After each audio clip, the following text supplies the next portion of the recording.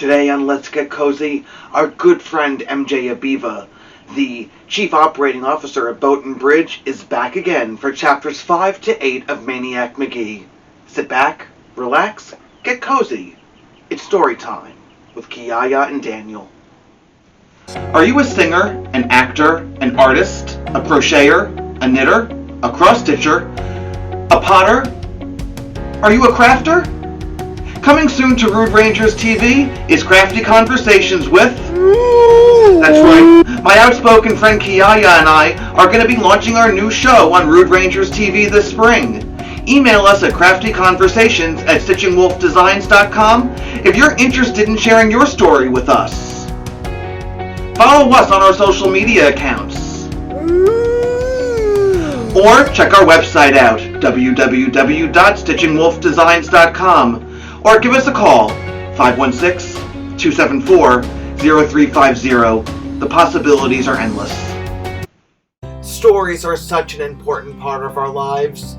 Join my friend Kiyaya and I for Get Cozy, because it's story time with Kiyaya and Daniel, where we share some of the greatest picture books and chapters from children's and young adult literature to inspire you to keep embedding literacy into your days.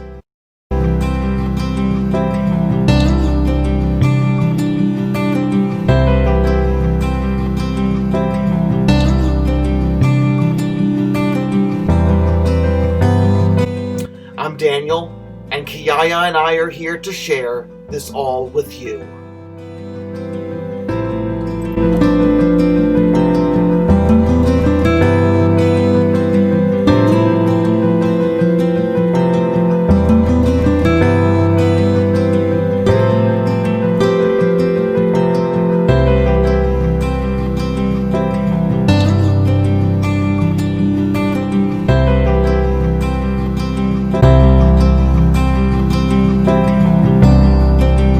Chapter 5. Later on that first day, there was a commotion in the West End, at 803 Oriole Street, to be exact, at the backyard of 803 Oriole, to be exacter. This, of course, was the infamous address of Finsterwald. Kids stayed away from Finsterwalds the way old people stay away from Saturday afternoon matinees at a $2 movie. And what would happen to a kid who didn't stay away? That was a question best left unanswered.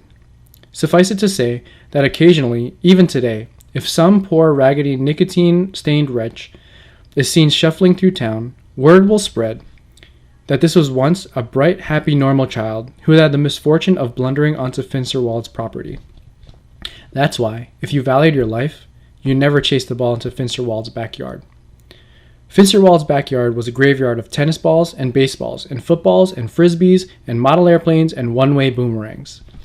That's why his front steps were the only unsat-on front steps in town, and why no paper kid would ever deliver there, and why no kid on a snowy day would ever shovel that sidewalk, not for $1 million.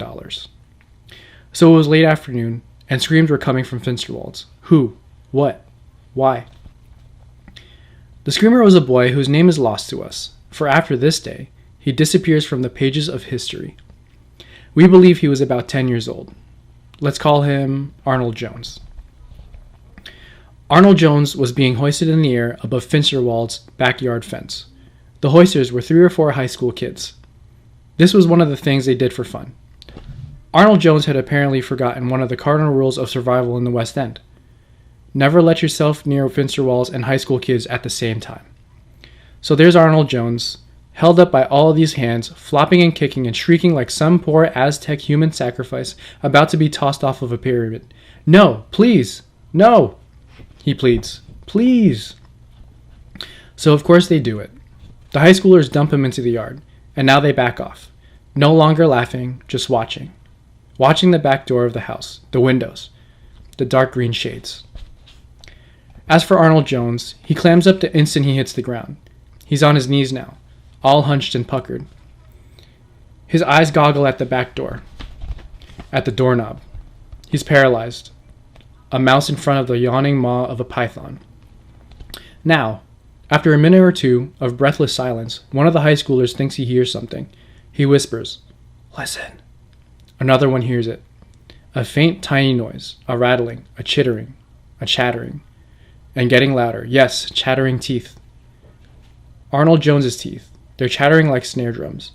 And now, as if his mouth isn't big enough to hold the chatter, the rest of his body joins in. First it's a buzz-like trembling, then the shakes, and finally as if every bone inside of him is clamoring to get out. A high schooler squawks. He's got the Finster Wallies. Yeah, they yell, and they stand there cheering and clapping. Years later, the high schoolers' accounts differ. One says the kid from nowhere hopped the fence, hopped it without ever laying a hand on it to boost himself over. Another says the kid just opened the back gate and strolled on in. Another swears it was a mirage, some sort of hallucination, possibly caused by evil emanations surrounding 803 Oriole Street. Real or not, they all saw the same kid. Not much bigger than Arnold Jones, raggedy, flap-soled sneakers, book in one hand. They saw him walk right up to Arnold, and they saw Arnold look up at him and faint dead away. Such a bad case of the Finster Wallies did Arnold have that his body kept shaking for half a minute after he conked out. The Phantom Samaritan stuck the book between his teeth, crouched down, hoisted Arnold Jones's limp carcass over his shoulder, and hauled him out of there like a sack of flour. Unfortunately, he chose to put Arnold down in the one spot in town as bad as Finsterwall's backyard, namely, Finsterwall's front steps. When Arnold came to and discovered this, he took off like a horsefly from a swatter. As the stupefied high schoolers were leaving the scene, they looked back. They saw the kid, cool times 10, stretched out the forbidden steps and opened his book to read.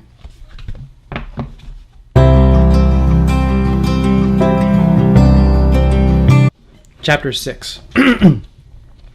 About an hour later, Mrs. Valerie Pickwell twanged open her back screen door, stood on the step, and whistled. As whistles go, Mrs. Pickwell's was one of the all-time greats. It reeled in every Pickwell kid for dinner, every night. Never was a Pickwell kid ever late for dinner. It's a record that will probably stand forever. The whistle wasn't loud, it wasn't screechy, it was a simple two-note job. One high note, one low. To an outsider, it wouldn't sound all that special. But to the ears of a Pickwell kid, it was magic. Somehow, it had the ability to slip through the slush of 5 o'clock noises to reach its targets. So from the dump, from the creek, from the tracks, from Red Hill, in ran the Pickwell kids for dinner, all 10 of them. And to that, the parents, Baby Diddy, grandmother and grandfather Pickwell, great-grandfather Pickwell, and a down-and-out taxi driver who Mr. Pickwell was helping out. The Pickwells were always helping out somebody. All that, and you had what Mrs. Pickwell called her small nation. Only a ping-pong table was big enough to seat them all, and that's what they ate around. Dinner was spaghetti. In fact, every third night dinner was spaghetti. When dinner was over, and they were all bringing their dirty dishes to the kitchen, Dominic Pickwell said to Duke Pickwell, "Who was that kid?" "What kid?" said Duke. "The kid next to you at the table." "I don't know, I thought Donald knew him." "I don't know," said Donald. "I thought Dion knew him." "Never saw him," said Dion. "I figured it was Deirdre's new boyfriend." Deirdre kicked Dion in the shins. Duke checked back in the dining room. "He's gone." The Pickwell kids dashed out the back door to the top of Raco Hill. They scanned the railroad tracks. There he was, passing Red Hill, a book in his hand. He was running, passing the Spearfield now, and the Pickwell kids had to blink and squint and shade their eyes to make sure that they were seeing right. Because the kid wasn't running the cinders along the tracks or the wooden ties. No, he was running, where the Pickwells themselves, where every other kid had only ever walked, on the steel rail itself.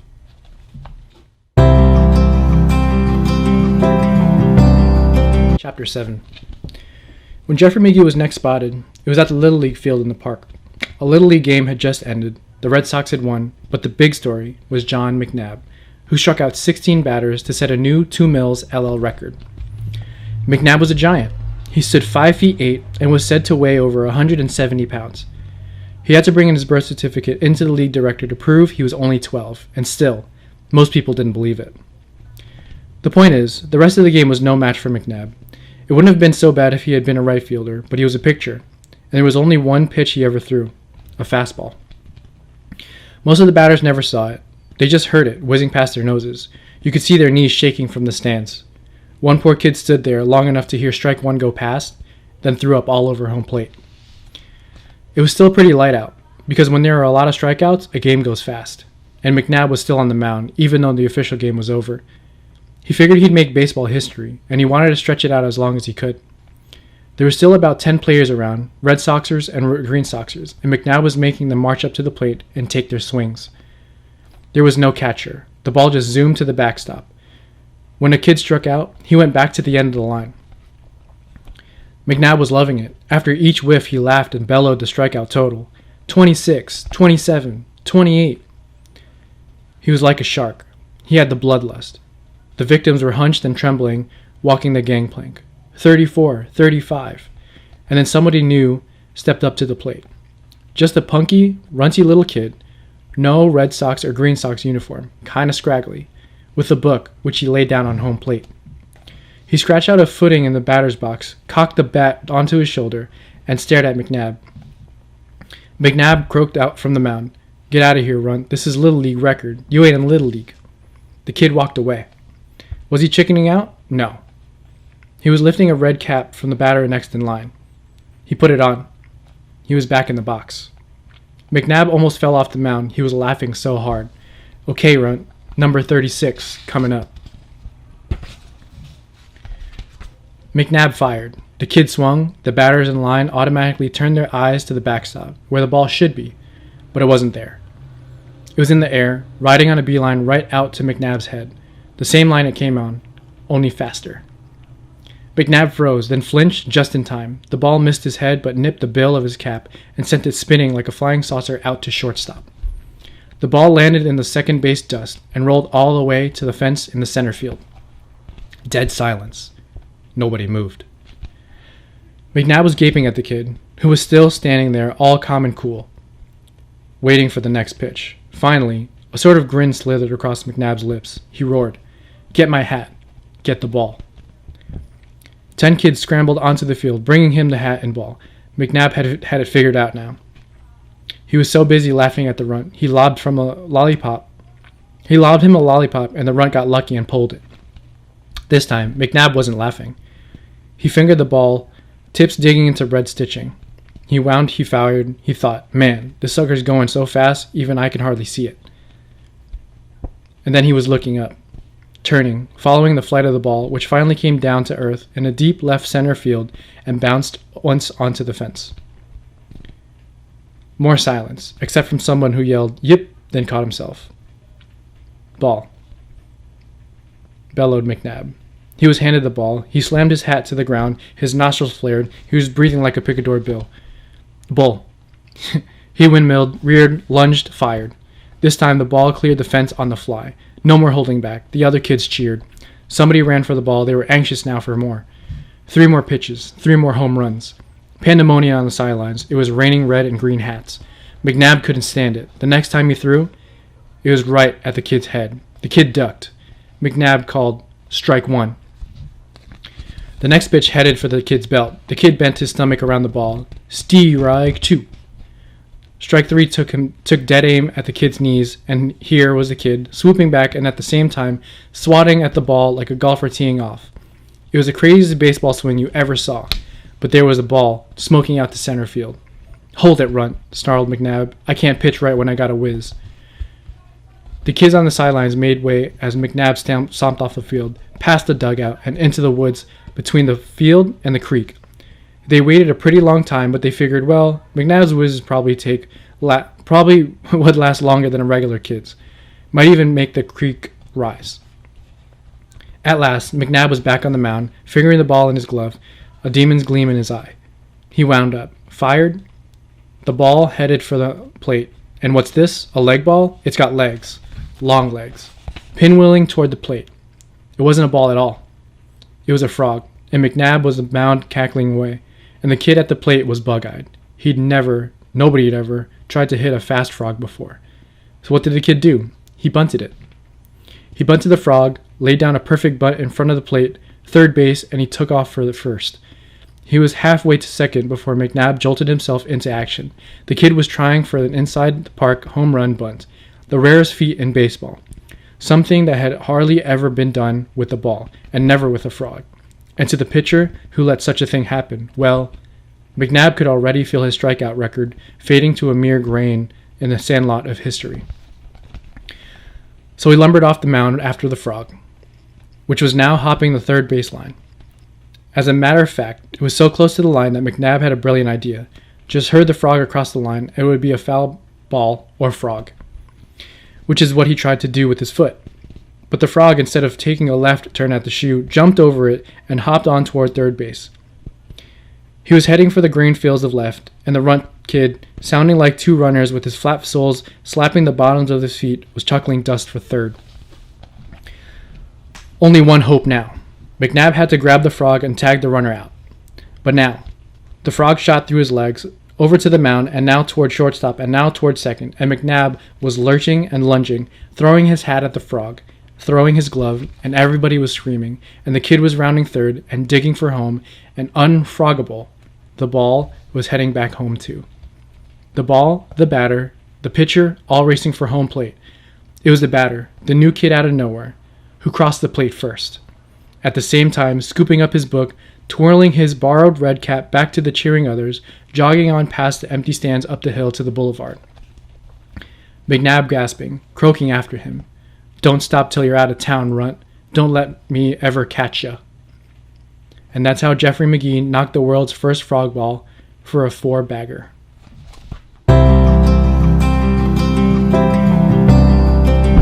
Chapter 8. And how he came to be called Maniac. The town was buzzing. The schools were buzzing. Hallways, lunchrooms, streets, playgrounds. West End, East End. Buzzing about the new kid in town. The stranger kid, scraggly, carrying a book, flap-soled sneakers. The kid who intercepted Brian Dehenny's pass to hands down and punted it back longer than Dehenny himself ever threw it. The kid who rescued Arnold Jones from Finsterwald's backyard. The kid who tattooed giant John McNabb's fastball for half a dozen home runs, then circled the sacks on a bunted frog. Nobody knows who said it first, but somebody must have. Kid's gotta be a maniac. And somebody else must have said, yeah, regular maniac. And somebody else, yeah. And that was it. Nobody, except Amanda Beale, had any other name for him. So pretty soon, when they wanted to talk about the new kid, that's what they called him, Maniac. The legend had a name, but not an address, at least not an official one, with numbers. What he did have was a deer shed in the Elmwood Park studio, which is where he slept his first few nights in town. What the deer ate, especially the carrots, apples, and day-old hamburgers, he ate. He started reading Amanda Beale's book his second day in town and finished it in the afternoon. Ordinarily, he would have returned it immediately, but he was so fascinated by the story of the Children's Crusade that he kept it and read it the next day, and the next. When he wasn't reading, he was wandering. When most people wander, they walk. Maniac Magee ran. Around town, around the nearby townships, always carrying the book, keeping it in perfect condition. This is what he was doing when his life, as it often seemed to do, took an unexpected turn.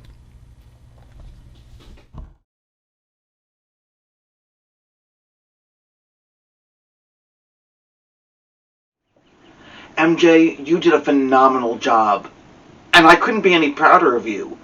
But our journey continues. Next Tuesday and Wednesday, Wilson Darko, another former student, will be sharing the next several chapters of Maniac Magee. We look forward to Wilson's reading just as much as we look forward to MJ's. Thank you so much. Stay happy, stay healthy, stay safe. We'll see you tomorrow for another episode of Let's Get Cozy, 'cause it's story time with Kiyaya and Daniel.